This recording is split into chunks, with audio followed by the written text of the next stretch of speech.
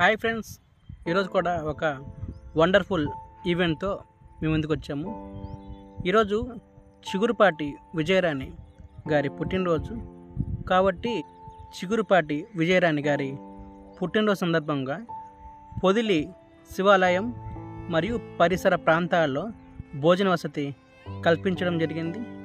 ఈ భోజనం అందుకున్న పేదలు మరియు దివ్యాంగుల మరియు యాచకుల తరపున మరియు దివ్యాంగ రక్షక్ ఫౌండేషన్ తరపున చిగురుపాటి విజయరాణి గారికి హృదయపూర్వక జన్మదిన శుభాకాంక్షలు తెలియజేస్తున్నాను.